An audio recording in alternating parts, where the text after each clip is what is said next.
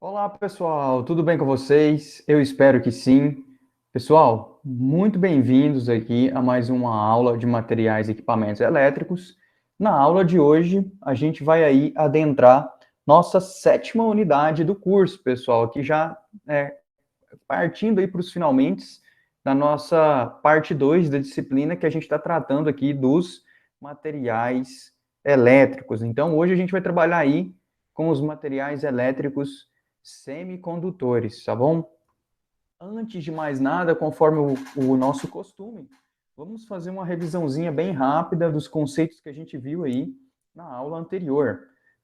A gente trabalhou, né, nas últimas aulas com os materiais elétricos isolantes, né, a gente dividiu o estudo desses materiais em 8 partes, né, sendo que a gente cobriu as 4 primeiras 2 aulas atrás e as 4 últimas na aula passada, né? Então, a gente viu desde ali as definições básicas dos materiais isolantes, passando pelos conceitos de dipolo, polarização, vimos sobre os capacitores, os tipos principais, como que a gente mede capacitância e assim por diante. Então, os tópicos chaves da aula anterior, a gente trabalhou ali que como que a gente faz para medir a capacitância de um capacitor, que na verdade é bastante simples, a gente deve retirar o nosso capacitor do circuito e utilizando um capacímetro, né, ou o nosso multímetro que tem a funcionalidade ali de fazer a aferição de capacitância, a gente consegue então fazer a medida de capacitância do capacitor escolhido. Lembrando de respeitar, né, ou, por exemplo, a polaridade, né, se ela for existente, como é o exemplo dos capacitores eletrolíticos. Então, o terminal comum do seu multímetro, você deve colocar no terminal negativo do capacitor, e a ponteira vermelha, que seria a ponteira ali de medição, de fato, que vai infringir uma tensão sobre o nosso capacitor, deve ser colocada no terminal positivo daquele capacitor. Claro que os capacitores não polarizados, você pode colocar a ponteira em qualquer ordem que não vai ter nenhum tipo de problema, como é, por exemplo, os capacitores cerâmicos, os capacitores de poliéster e assim por diante. Naquela aula também, pessoal, a gente viu o conceito de rigidez elétrica, a gente viu que eu não posso aumentar a tensão sobre um determinado elemento, que seja, por exemplo, um capacitor, né, de forma indevida, né, além de um certo limite, que ele tem um limite ali, que é o limite que ele vai ter o seu dielétrico rompido, né, é a chamada breakdown voltage, a tensão de ruptura. A partir desse ponto, quando eu coloco uma tensão maior do que a tensão de ruptura no meu elemento, eu rompo, né, ali o isolamento dele. Então, a gente tem que esse material, que antes era um material isolante, ele passa, então, a conduzir eletricidade, né? É o que a gente, de fato, jamais quer que aconteça com um material isolante. E aí a gente viu também, né, que esse valor é dado no SI em volts por metro, nessa rigidez elétrica, porém é muito usual a gente, né, dar esse valor, ver esse valor tabelado para diversos isolantes ali em volts por milímetro, ou seja, qual que é a capacidade de isolação de quantos volts para cada milímetro daquele material que a gente consegue obter de isolamento. Bom, a gente viu também lá naquela aula como que é o comportamento elétrico de um material isolante.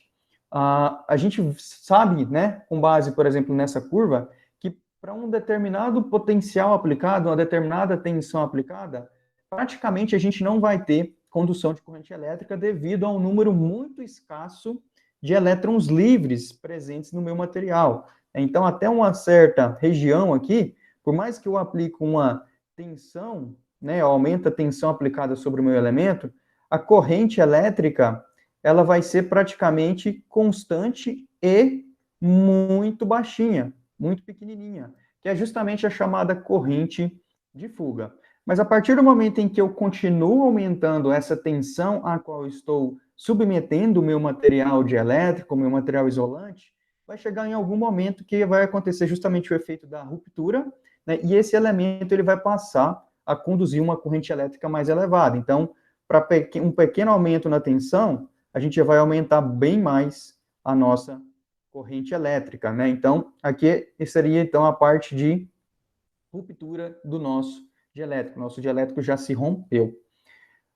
Vejam vocês que o comportamento elétrico, né, da corrente em função da tensão nos condutores é diferente, né, em relação aos isolantes, né, em que a gente tem nos condutores um comportamento que tende a ser linear, né, da corrente em função da tensão. Né? Já o comportamento da corrente em função da tensão nos materiais isolantes, a gente viu na última aula que esse comportamento não é linear, porque essa aqui, nessa curva aqui, ela não é de fato uma reta, né, que uma determinada aplicação de tensão me dá uma proporcionalidade ali de variação de corrente. Isso não existe aqui, não tem essa linearidade, assim como tem lá nos materiais condutores bons ou condutores ruins de eletricidade. A gente também viu lá naquela aula como que a gente pode medir a resistência de isolamento. A gente viu que com o multímetro a gente não consegue, né, medir essa resistência de isolamento, porque o nosso multímetro ele impõe sobre o material uma tensão bem baixinha. E essa tensão bem baixinha, ela vai produzir uma corrente praticamente inexistente, uma corrente ínfima, que o nosso instrumento jamais vai conseguir medir.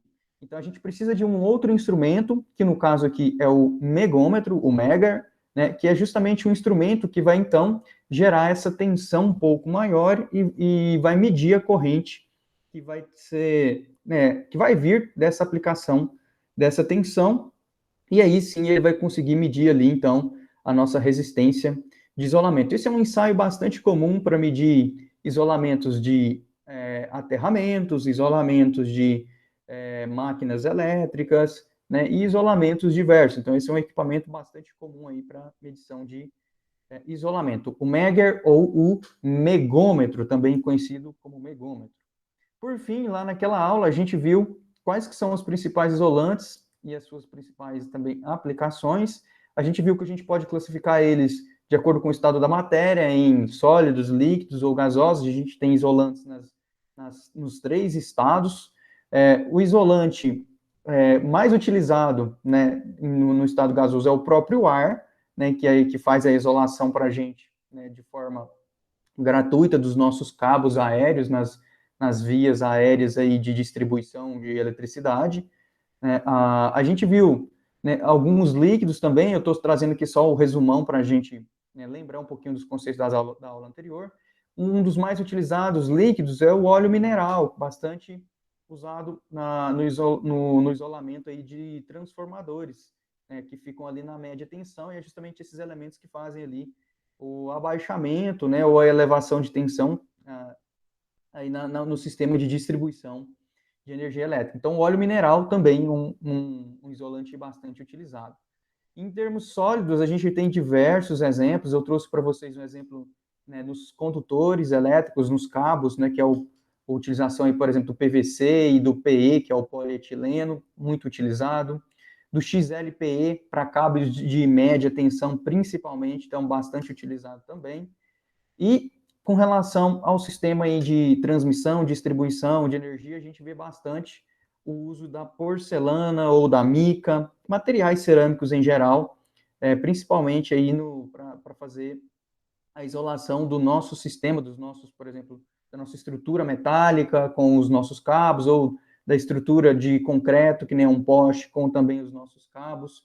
Também na entrada de subestações, em múfulas de transformadores, em disjuntores de alta tensão e assim sucessivamente. Inclusive, também são utilizados na baixa tensão em conectores, como, por exemplo, aqueles conectores cerâmicos, né, de conexão, que a gente tem aí também com facilidade no mercado. Então, essa daí foi uma rápida revisão, viu, pessoal, dos conceitos que a gente viu aí na última aula, só para tentar trazer à tona aí a mente de vocês alguns conceitos mais importantes.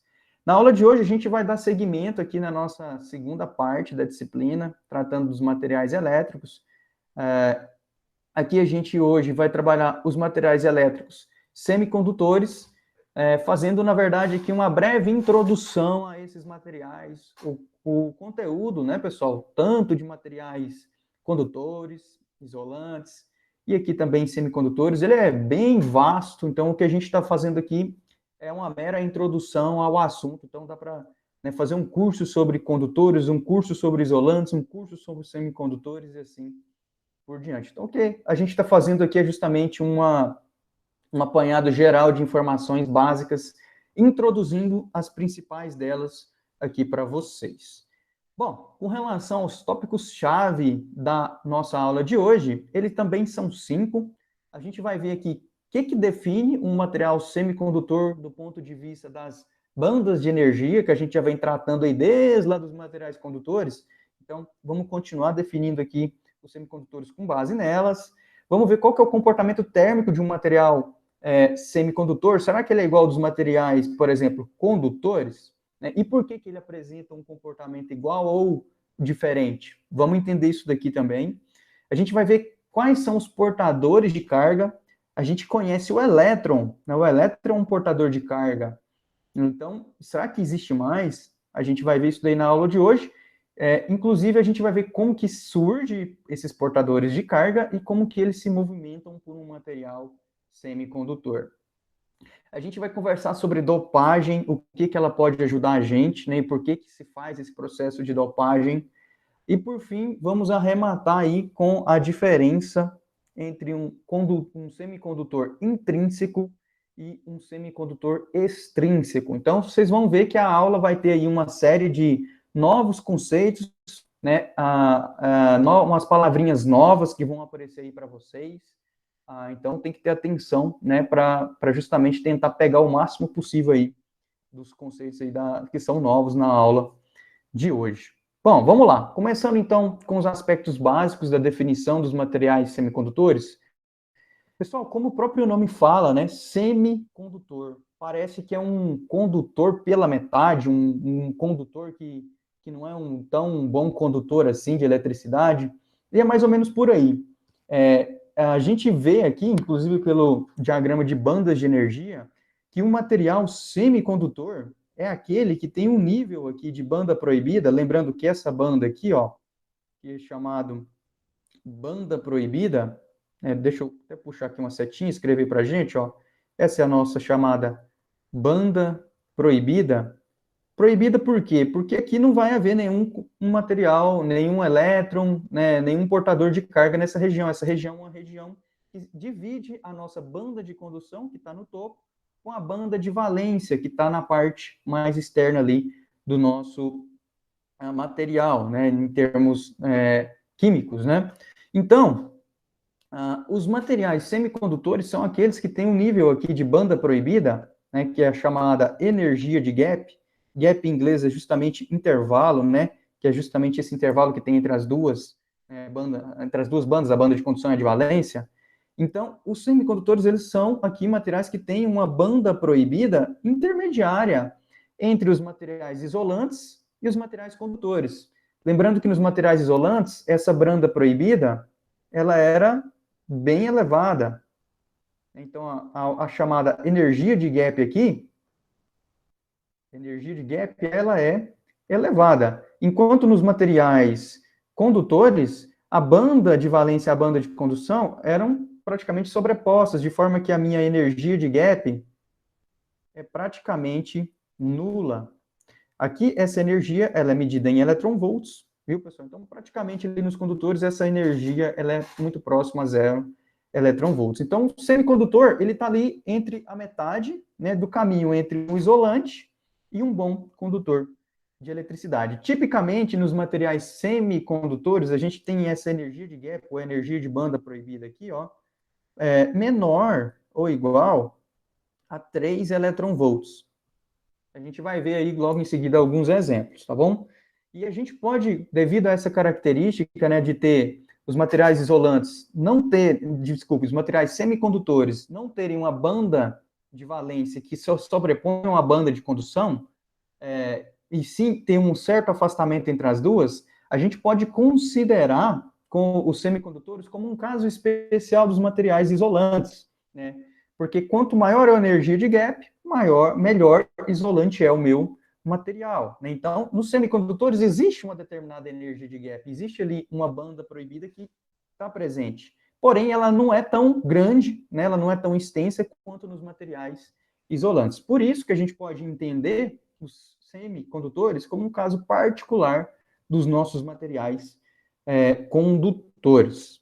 Pessoal, e aqui eu trago, então, um exemplo, né, aí dos alguns valores, né, de energia de gap para alguns elementos aqui, para a gente ter aí uma noção, né, e discernindo, né, os materiais semicondutores aí conforme o valor dessa energia da banda proibida.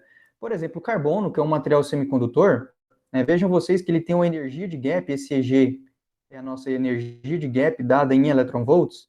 O carbono diamante ele pode ser considerado um material isolante, ele tem uma energia de gap elevada, né, com da ordem de 6 electronvolts.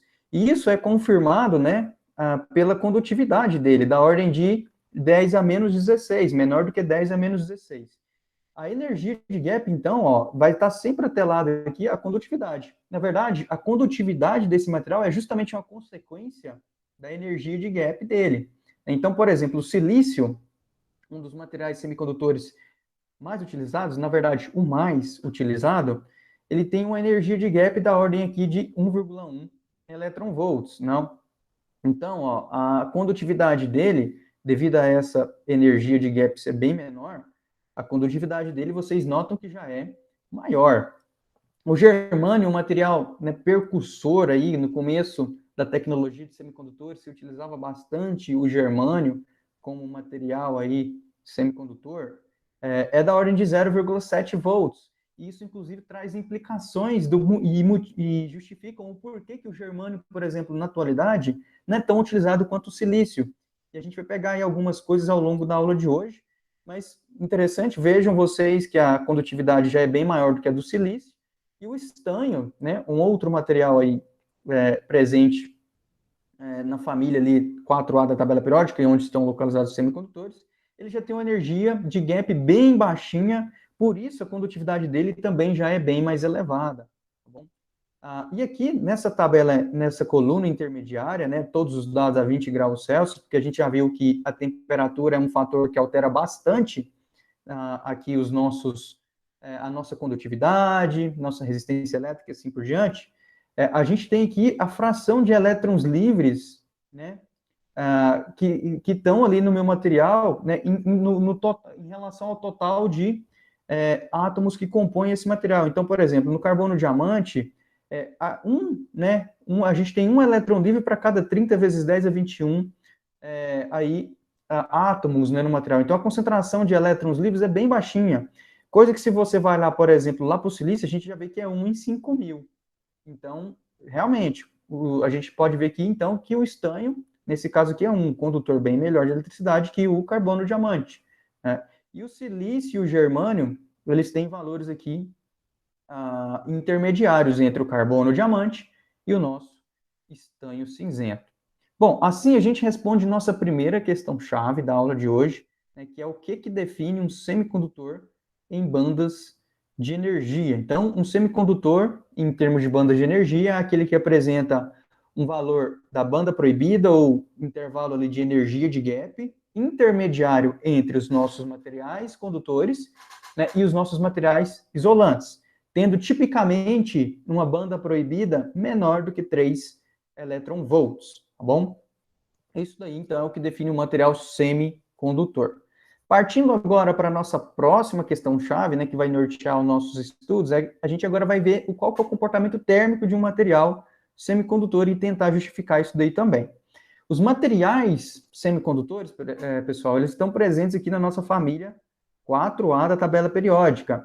Esses elementos presentes aqui nessa família são aqueles que têm 4 elétrons de valência, né? Então, por exemplo, para fazer uma ligação covalente e adquirir estabilidade, ele precisa, então, de fazer essas 4 ligações, porque daí a sua camada de valência vai estar completa, de acordo lá com a regra do octeto. Aqui eu destaco para vocês, os materiais semicondutores mais utilizados são o silício e o germânio, tá bom? Devido à presença aí em abundância na natureza, principalmente do silício, devido à facilidade também de se trabalhar com esses materiais e algumas características que a gente vai ver aí ao longo da aula de hoje também. Olhando agora para os diagramas de energia com um pouquinho mais de foco para a gente conseguir responder aquela nossa questão-chave, né? É o seguinte, pessoal, a 0 Kelvin, ou seja, no zero absoluto, né, a gente não tem movimentação de elétrons no nosso material. Então, a nossa banda de condução, ela vai estar vazia, porque todos os nossos elétrons, eles vão estar ligados, né, ali na banda de valência, né, atraídos pelo núcleo positivo. Então, a 0 Kelvin, no zero absoluto, a gente não tem elétrons presentes aqui na nossa banda de condução. Então, a nossa banda de condução ela está vazia. Então, até represento isso daqui por esse diagrama. Né? Esse daqui seria o nosso 0 Kelvin, então, ou menos 273 Celsius, né? Todos os elétrons estão ligados ali na minha estrutura. À medida que a minha temperatura aumenta, né, e eu confiro ali mais energia térmica para o meu material, que se resume também em energia cinética para esses elétrons começarem a se movimentarem, alguns deles vão conseguir absorver uma energia suficiente para vencer aqui a nossa banda proibida. Né, e alguns deles vão, então, saltar da banda de valência para a banda de condução. Lembrando que aqui a gente tem nossa banda de condução, e na parte de baixo a gente tem nossa banda de valência, aqui no meio a gente tem a chamada banda proibida. E esses elétrons livres, né, que ganharam energia suficiente para saltar para a banda de condução, são justamente os elétrons que vão estar aptos aí a conduzir uma corrente elétrica. Aí é o seguinte, quando um elétron sai aqui da nossa banda de valência e vai para a banda de condução, quem que fica no lugar desse elétron? Aí é que está uma das perguntas mais interessantes que a gente ainda vai responder na aula de hoje. Qual que é, o que que fica ali no lugar do elétron quando esse elétron salta da banda de valência e vai para a banda de condução? A gente vai ver isso daí ainda na aula de hoje. Em termos térmicos, né, já conversando aí, a gente falou sobre temperatura, que a temperatura conferiu energia cinética para aqueles elétrons, e alguns deles, né, na nossa estrutura ali, conseguiram saltar para a banda de condução. O comportamento térmico, né, desses materiais semicondutores, ele não é igualzinho. Por exemplo, o que eu quero dizer com isso?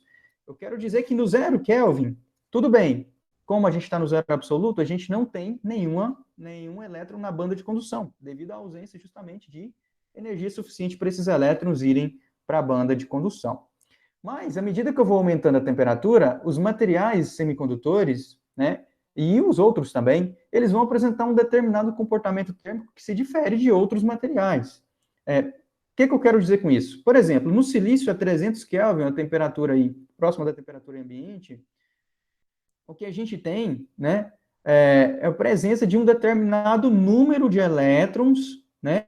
A gente pode dizer que existe uma concentração de elétrons, então vou até escrever aqui um N, ó, um N minúsculo para representar uma concentração, então tem uma concentração de elétrons, uma determinada concentração de elétrons no meu material. Esses elétrons, lembrando que são aqueles que justamente vão conduzir uma corrente elétrica. Só que se eu tiver, por exemplo, o germânio nos mesmos 300 Kelvin, eu vou observar aqui que a concentração de elétrons no germânio, né, então vou até colocar um subscrito aqui GE, na parte de baixo, e o subscrito SI para a parte de cima, né, do silício, a gente vai ver que o número de elétrons livres presentes aqui no germânio vai ser bem maior.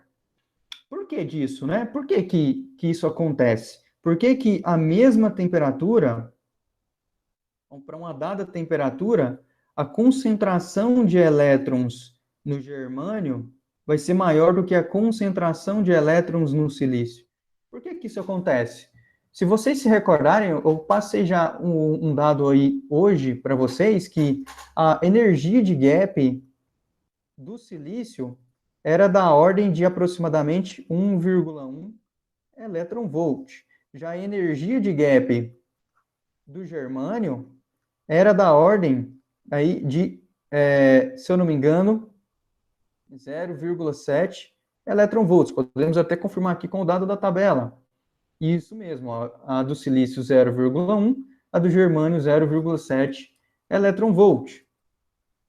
Então, isso explica justamente esse comportamento, porque é muito mais fácil para um elétron saltar para a banda de condução quando o material é o germânio, né, porque ele tem que absorver uma energia menor, do que no silício. No silício, eu teria que aumentar mais ainda a minha temperatura para, em algum momento, eu ter a mesma concentração de elétrons livres que eu tenho no germânio, só que para uma temperatura menor. Então, vejam vocês que isso daqui é algo muito interessante. Por essa simples discussão que a gente acabou de ter, eu vejo que o meu material germânio, ele é mais susceptível a variações de temperatura, ou seja, a concentração de elétrons nele varia mais se eu aumentar a temperatura do que no silício. E esse foi o principal motivo pelo qual, no início, né, em que a gente tinha o germânio como material semicondutor mais utilizado, ele foi sendo substituído pelo silício, porque a propriedade térmica do silício, a estabilidade térmica dele, né, o comportamento térmico dele, né, como a gente tem ali uma variação menor dessa concentração ao longo do tempo no silício, então esse material tem uma característica de ter uma estabilidade térmica melhor. E isso em materiais semicondutores, que são muito utilizados ali na eletrônica, conferiu ao silício o fato dele ser muito mais utilizado na atualidade do que o próprio germânio. E isso também, pessoal, né, inclusive também essa energia de gap, ela pode ser explicada, inclusive, pela distância em que os nossos elétrons de valência, que são esses mais pretinhos, né, aqui essas bolinhas printadas numa cor preta mais escura, né, esses elétrons de valência, eles estão muito mais próximos do núcleo positivo no silício do que no germânio, porque o número atômico aí do silício é 14, então na hora de fazer a distribuição eletrônica, eu vou ver que o silício tem 3 camadas, né, e o germânio, né, o germânio já tem 4 camadas. Então, os elétrons de valência do germânio, eles estão bem mais afastados do núcleo do que os elétrons de valência no silício. Em termos elétricos, quanto maior é a proximidade de duas cargas com polaridade opostas, maior é a força de atração entre elas. Então, vejam vocês que eu vou ter uma maior força de atração do elétron em relação ao núcleo no silício do que do elétron de valência do germânio em relação ao núcleo positivo do germânio. Então, é muito mais fácil eu romper a ligação aqui, ó, de um elétron que está presente no germânio do que um que está presente no silício.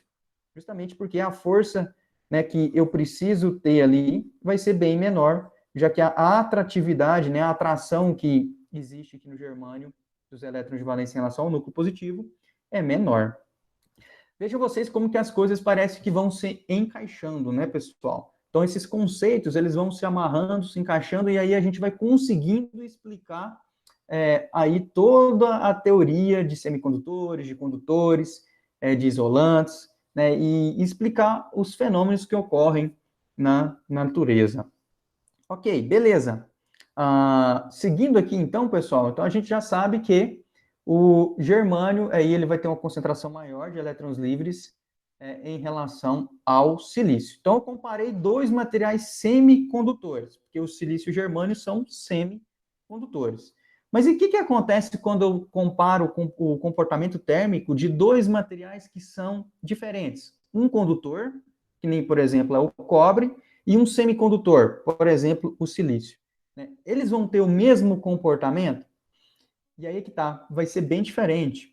A gente já viu, quando a gente estudou os nossos materiais elétricos condutores, né, que devido ali ao número muito grande de elétrons que já estão presentes à temperatura ambiente, lá na banda de valência, conforme eu vou aumentando a temperatura, o deslocamento desses elétrons vai sendo cada vez mais difícil, porque mais elétrons, né, já tem tantos que acaba que vai haver colisões ali ao longo do caminho, né, de forma que eu vou ter uma resistividade ou uma resistência elétrica maior nos materiais condutores se eu aumentar a temperatura. Então, aqui, ó, aumentando a minha temperatura, eu tenho uma resistência elétrica maior nos condutores.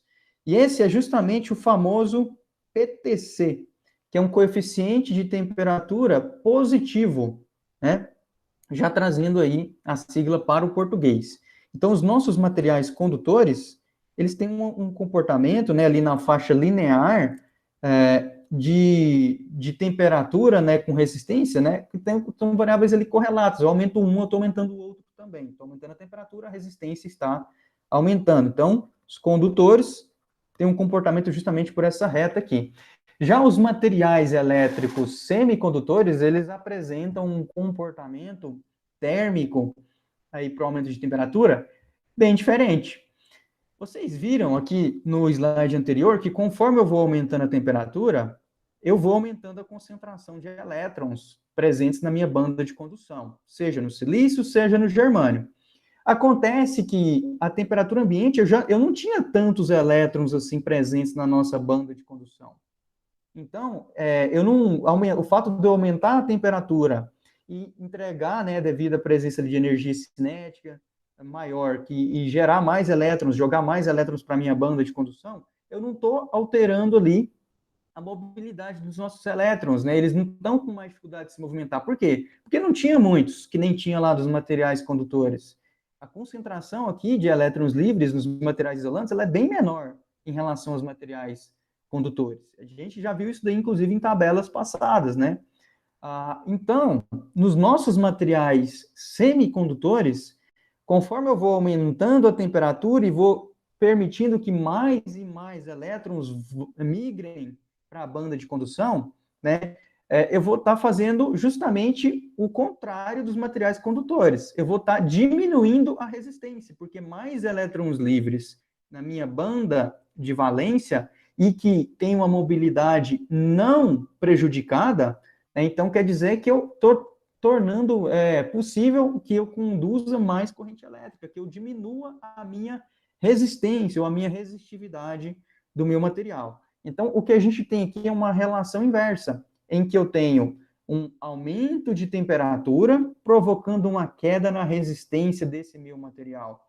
E esse comportamento inverso é o que a gente chama de um coeficiente térmico de temperatura negativo. Por isso que os materiais semicondutores são do tipo NTC, com coeficiente térmico negativo. Então, exatamente esse daqui seria o comportamento de um material semicondutor. Conforme a temperatura aumenta, eu aumento o número de elétrons livres na minha banda de condução, porém, como eles não são tantos assim, a mobilidade deles não é prejudicada, então isso se resume para mim numa queda da resistência elétrica desse material, coisa que não acontece lá nos materiais condutores. Porque uma temperatura maior, eu coloco ainda mais elétrons livres na minha banda de condução, já tinham muitos elétrons livres por lá, e a mobilidade deles fica cada vez mais difícil, porque eles começam a se chocar entre si, ok? Aí, esse número, quando a gente vai ver, por exemplo, aqui, o coeficiente de temperatura, né, que é o famoso alfa, ele, no nosso material condutor, ele vai ser um valor positivo. Por exemplo, no cobre aqui, 4 vezes 10 a menos 3, Kelvin a menos 1. Já no silício, vejam vocês que ele é um valor negativo, né? Menos 70 vezes 10 a menos 3, nesse caso aqui. Então, vejam vocês que, de fato, né, esse próprio menos presente aqui nesse dado, né, que é justamente aquele coeficiente angular lá da nossa reta, né, na região em que isso daqui é linear, já apresenta para a gente esse conceito, né? O fato de ter um negativo já apresenta uma relação inversa entre temperatura e resistência elétrica no meu material semicondutor. Assim a gente responde nossa segunda questão-chave, né, que qual que é o comportamento térmico de um semicondutor? A gente viu que é NTC, e o motivo é porque, ao contrário dos materiais condutores, o aumento da temperatura confere mais ali elétrons na minha banda de condução, porém com mobilidade não afetada. Então, a gente vai ter ali uma possibilidade desses elétrons carregar uma corrente elétrica pelo material, e assim permitindo a minha queda na resistência. Terceira questão-chave, pessoal, que vai nortear aí, vamos ver agora sobre os portadores de carga, como que eles surgem, como que eles se movimentam. Antes de mais nada, né, o silício, que eu estou usando aqui o material que é o mais utilizado, o semicondutor mais utilizado, tá bom? O silício, nem a gente viu, ele é um elemento que tem lá 4 elétrons na sua camada mais externa, na camada de valência, esses 4 elétrons vão fazer ligações covalentes com outros elétrons. Então, aqui está representado o silício com os seus elétrons de valência, né? E ele pode se ligar entre si formando um cristal de silício. Então, vejam vocês que nessa estrutura aqui, eu tenho somente silício. Então, isso daqui vai formar um material cristalino. Né? E como é um material feito de silício, é um cristal de silício. Inclusive, existe um nome que a gente pode dar para esse cristal aqui, né, de silício, quando a gente tem somente semicondutores de um tipo aqui, formando o meu cristal. Quando só tem esse semicondutor aqui, um único tipo formando o meu cristal, a gente chama esse semicondutor de semicondutor intrínseco. Quer dizer que ele é feito apenas de um material semicondutor. Então, o silício formando uma rede cristalina, aqui nesse caso, né, que nem está aqui no IP, é um semicondutor chamado intrínseco. E aí a gente consegue isso na natureza fazendo, na verdade, não consegue isso na natureza, a gente consegue isso de forma processada, fazendo o processamento do silício, fazendo a purificação desse silício. A gente consegue níveis de pureza, né, com a concentração de impurezas aqui presente nessa estrutura cristalina bem baixinha, tá bom? Mas esse é um processo bastante avançado, inclusive os locais em que se tem essa produção de silício, um grau de pureza muito elevado, eles são, muitas vezes, locais muito mais limpos que uma sala de cirurgia, por exemplo. Então, existe toda uma roupa própria que o pessoal utiliza nesses ambientes, é um ambiente totalmente climatizado, totalmente ali evitando qualquer tipo de contaminação externa, justamente para tentar chegar num grau de pureza muito grande. E aqui a gente tem um exemplo aí de uma estrutura cristalina de silício, tá bom? Aí é o seguinte, né, olhando para essa estrutura cristalina, para esse material intrínseco de silício, né, tá lá, temperatura ambiente, né, esse material, a estrutura cristalina formada, perfeitinha, e aí eu começo a aumentar a temperatura desse material, né? Por exemplo, vai para de 25, sobe para 30 graus Celsius, por exemplo. Esse fato de eu ter aumentado a temperatura, eu entrego energia cinética para esse meu material semicondutor. Então, os elétrons aqui, eles começam a se agitar mais, tá bom? Os elétrons que estão presentes na minha ligação covalente. Isso porque eu estou conferindo para eles, esse aumento da energia térmica, confere para eles energia cinética, eles começam a se movimentar mais. E pode ser que aconteça de, em algum momento, um desses elétrons, ele absorver uma energia cinética suficiente para romper essa ligação covalente que ele está fazendo aqui com o seu vizinho, né, por exemplo, essa ligação, ele consegue romper essa ligação porque ele absorveu um valor de energia cinética suficiente para saltar da banda de valência e ir para a banda de condução. Então, na hora que ele vai para a banda de condução, ele sai dessa ligação covalente que ele formava com o átomo vizinho, e então ele vai estar livre, né? Como ele está no nível energético superior, lá na banda de condução, ele vai estar livre para se movimentar pelo meu material. A grande questão aqui é, quando esse elétron sai dessa ligação covalente, o que fica no lugar dele? E esse daqui é um conceito novo para vocês, provavelmente. No lugar desse elétron, fica a ausência de um elétron. Né? A estrutura está ali sem aquele elétron que saiu daquele local e foi para a banda de condução. E a ausência de um elétron, ele é justamente o que a gente chama de uma lacuna. Alguns textos aí falam em buraco também. Então, vocês podem ver como uma tradução, como um buraco. Né? A ausência do elétron sendo um buraco.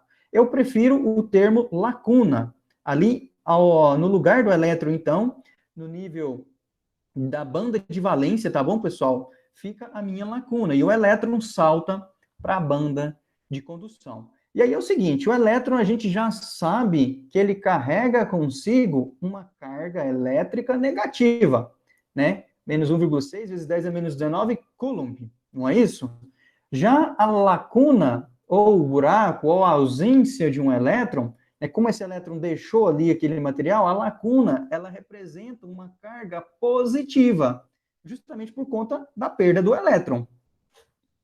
E nesse caso, então, essa lacuna ela tem um valor exatamente igual, né, de carga ao do elétron, só que positivo.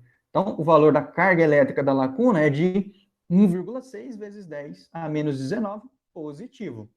Então, vejam vocês que acabei de apresentar aqui de forma simplificada para vocês um outro portador de carga.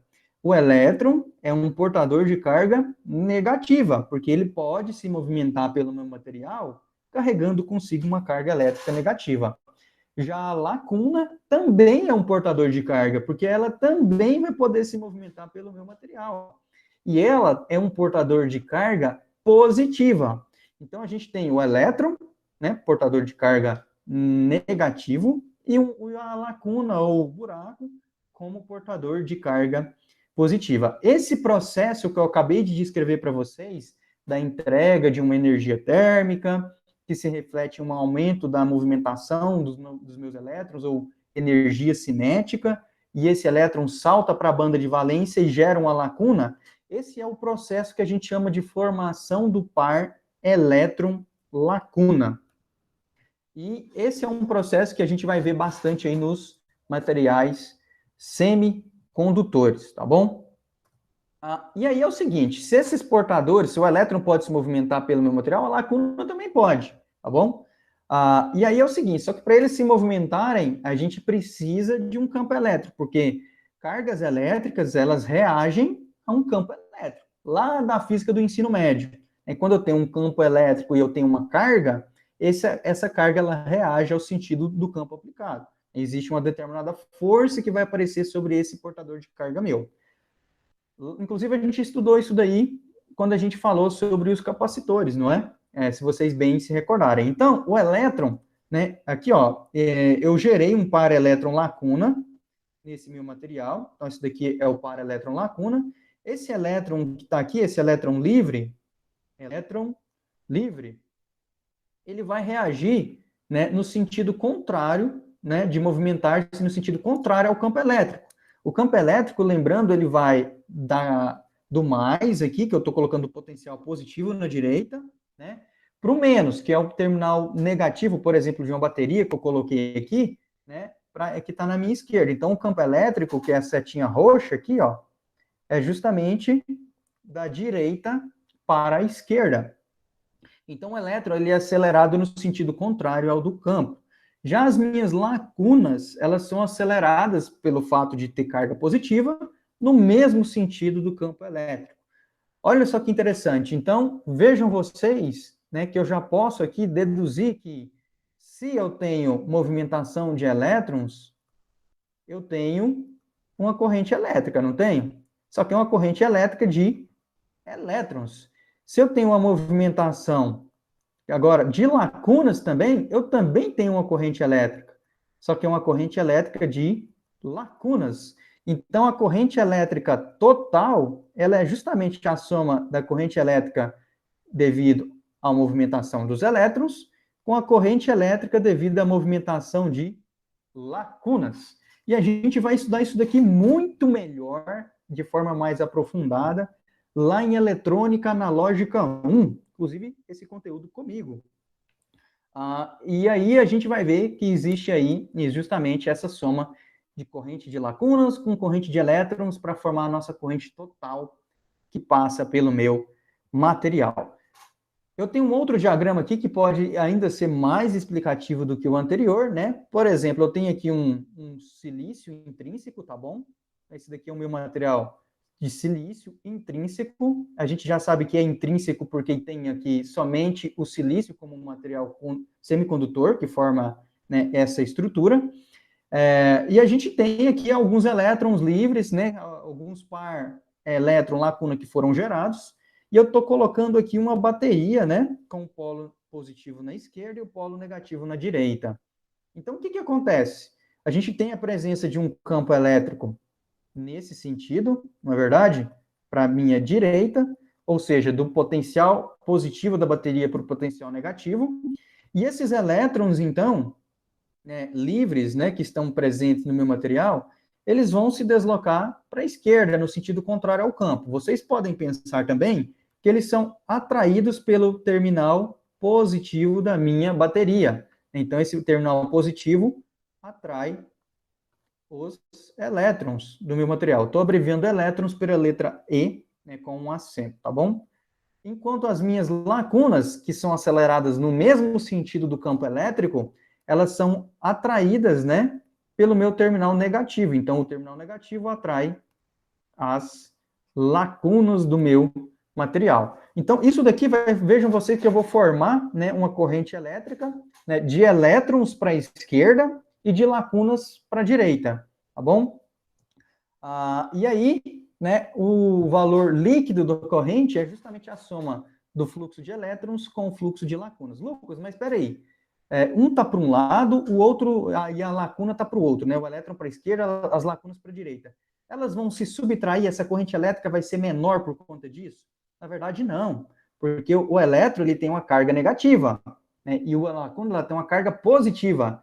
Então, a hora que eu tiver ali o líquido, a gente vai ver que os dois, né, vão contribuir para uma corrente elétrica aí que vai ser maior do que a de um deles somente. Justamente porque o elétron tem carga negativa e a lacuna tem carga positiva. Então, no líquido, a gente vai aumentar, tá bom? O valor da corrente elétrica. Ok. Então, a gente já viu aqui, né, quais que são os portadores de carga. Acabei de acrescentar mais um aí para a lista de vocês, que só tinha um elétron, né? Então, são os elétrons e as lacunas. Inclusive, a gente viu como eles surgem. Podem surgir aqui a partir de um processo térmico, em que a gente entrega energia térmica para o material, que aumenta a energia cinética, e elétrons livres, na verdade, elétrons se desprendem da minha ligação covalente, vão para a banda de condução e gera ali um para-elétron lacuna, né? E também vimos como que eles se movimentam aqui pelo meu material. Isso tudo de forma bastante simplificada. Agora é o seguinte, vamos evoluir um pouquinho mais, né, e vamos aqui para os conceitos de dopagem, né, e o que é isso daí, o que é essa dopagem, o que ela pode nos auxiliar. Quando eu olho lá na nossa tabela periódica, né, lá na família 4A, eu destaquei para vocês que o silício e o germânio são os semicondutores mais utilizados. Eles têm lá 4 elétrons na camada de valência. Então, né, de acordo com a regra do octeto, tem que fazer mais 4 ligações. Aí é o seguinte, veio na mente dos cientistas, né, e eles se perguntaram o que poderia acontecer se no lugar daquela estrutura formada só de silício, cristalina, um material intrínseco, o que aconteceria se ali no meio eu colocasse, né, se eu pudesse tirar um átomo de silício e colocar, por exemplo, um átomo, né, seja de alumínio, seja, por exemplo, de índio, ou ainda um de fósforo, ou antimônio. Será que acontece se no lugar lá do silício que estava aqui no meio, né, dessa estrutura, eu ir lá inserir o fósforo, né? Porque o fósforo é o seguinte, por exemplo, o fósforo ele é um material da família 5A, então ele tem 5 elétrons na sua camada mais externa. O alumínio já é um elemento que tem 3 elétrons na sua camada mais externa. Então, isso daí, o que isso pode trazer para mim de benefício, de malefício? E é justamente isso que a gente vai estar estudando agora, tá bom? Começando, né, aqui justamente com o processo de uma inserção de um átomo que tem ali 5 elétrons na sua camada mais externa. Por exemplo, fósforo. Poderia ser outro aqui, viu, pessoal? Poderia ser o antimônio, por exemplo, tá bom? No lugar do fósforo aqui. Mas o que a gente tem aqui é o seguinte, esse fósforo, né, ele vai fazer, então ali, né, vai fazer um compartilhamento, ligações covalentes, ele vai fazer o compartilhamento de elétrons com os silícios vizinhos. Só que como ele tem 5 elétrons na camada mais externa, um dos elétrons, ele não vai fazer ligação com ninguém, né? Porque aqui, ó, os 4, né, já foram feitos aqui, né, já foi feito aqui o fósforo desse jeito aqui, já tem a estabilidade com os 4 elétrons ali presentes na sua camada mais externa devido ao compartilhamento de elétrons com átomos de silício vizinho. Aí é o seguinte, esse elétron que sobra aqui, né, é um elétron justamente livre para se movimentar. Então, para cada átomo de fósforo que eu insiro na minha estrutura, eu crio um elétron livre no meu material. E vejam vocês que aqui eu não estou dependendo de uma temperatura, um aumento de temperatura para gerar esse elétron livre.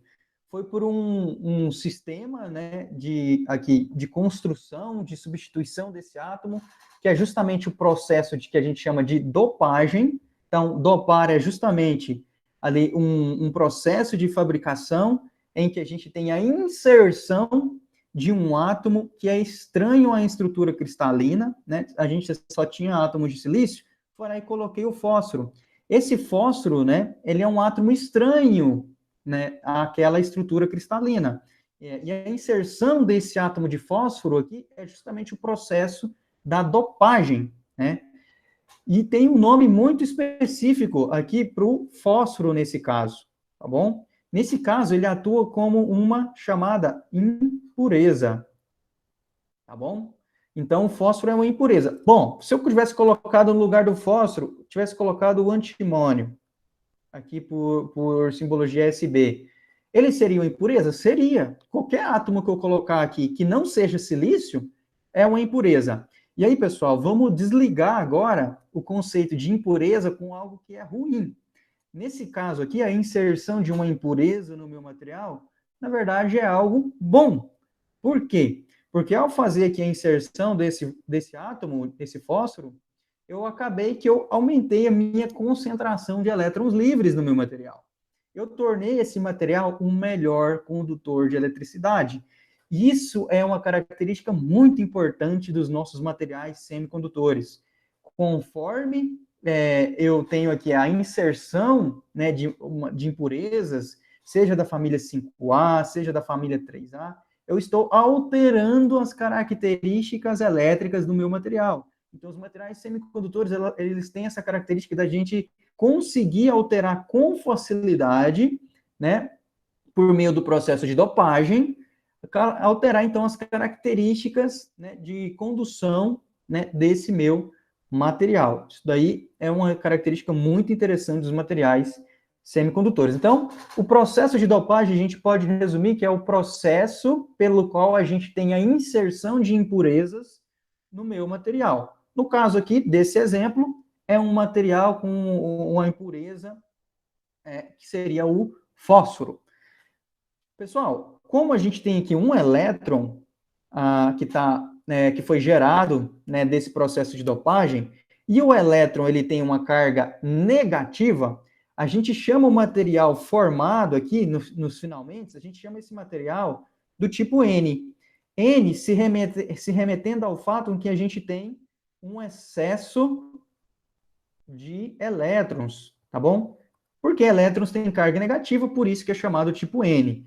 Nesse material, como a gente tem muitos elétrons, né, que estão ali presentes, a gente pode falar que esses elétrons, eles são majoritários.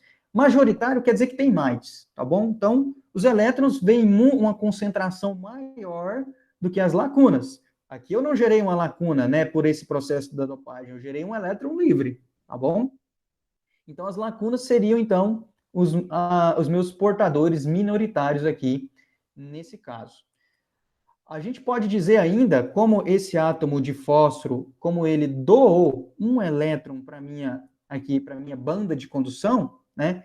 Esse átomo aqui de fósforo, ele é um átomo chamado átomo doador, tá bom? Então aí vocês viram que veio alguns conceitos extras aí que até então eram desconhecidos para vocês. Então sugiro, caso vocês tenham alguma dúvida, tentem voltar um pouquinho à aula, tentem ver o pedaço aí de novo, né? Se permanecerem as dúvidas, fiquem à vontade também para entrar comigo. Aqui a gente tem, em termos de bandas de energia, né? Exatamente o material do tipo N. A 0 Kelvin a gente não vai ter nenhuma movimentação, a gente não vai ter elétrons livres na banda de condução. A gente já sabe disso.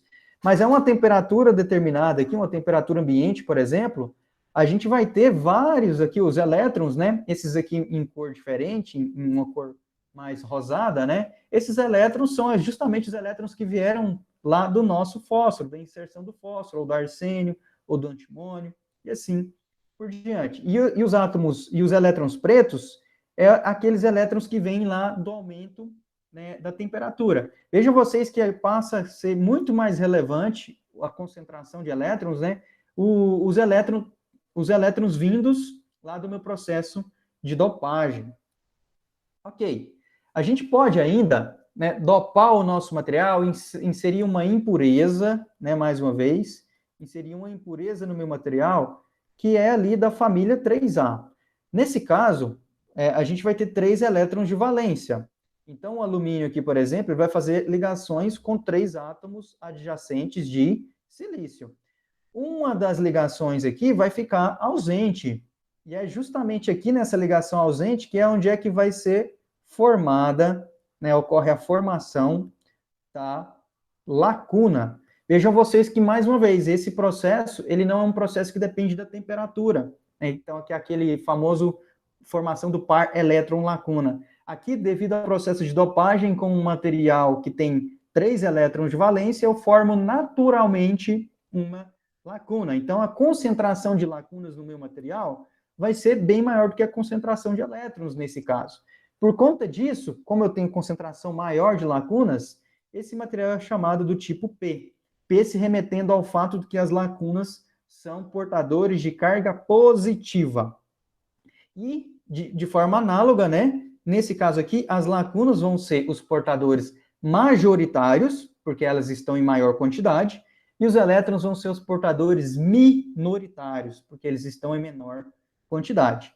Como a gente tem aqui um átomo, né, na verdade, um elemento, né, que tem aqui a formação de uma lacuna, e essa lacuna, ela pode, inclusive, depois receber um elétron, talvez, pode acontecer isso daí, a gente chama esse átomo, essa impureza, de uma impureza aceitadora, porque esse buraquinho aqui, essa lacuna que se formou, ela pode, eventualmente, ser ali preenchida por um elétron.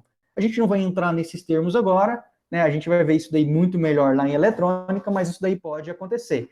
E esse processo em que um elétron, ele volta para a posição ali da lacuna, preenche a lacuna, é chamado de recombinação. Mas isso daí a gente vai ver lá em eletrônica.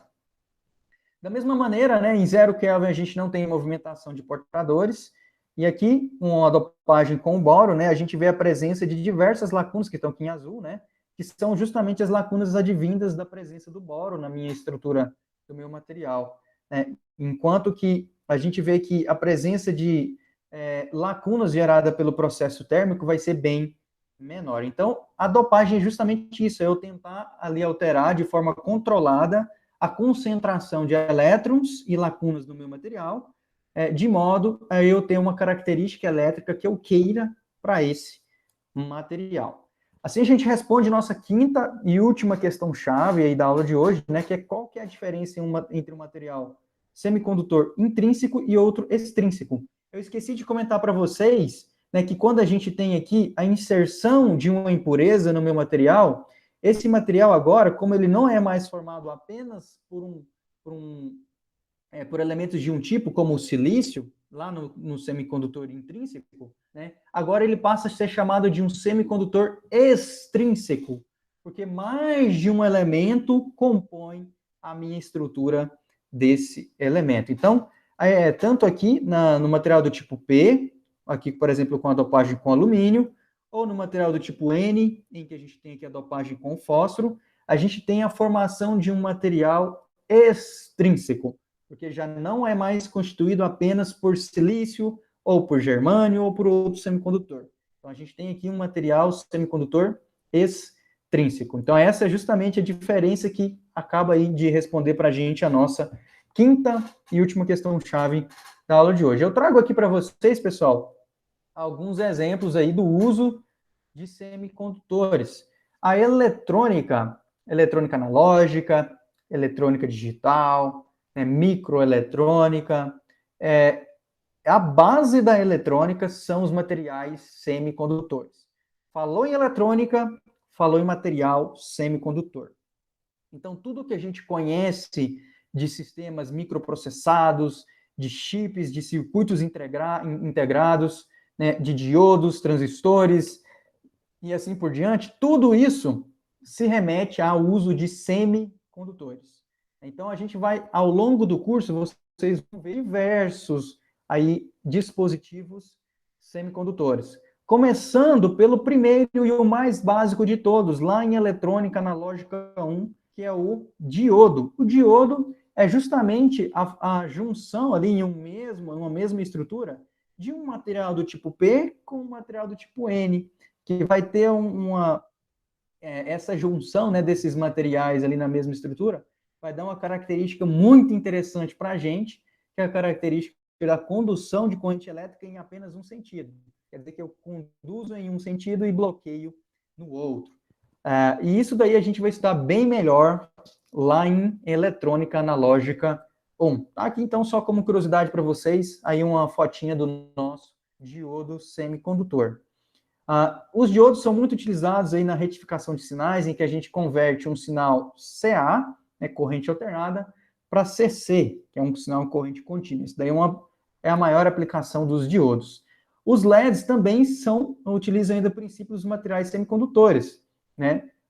Tem umas diferenças básicas em relação aos diodos, mas o princípio aí é basicamente o mesmo, né? Que se baseia justamente naquele processo em que um elétron salta para a banda de condução, mas às vezes esse elétron ele não tem energia suficiente para permanecer ali naquele nível energético maior.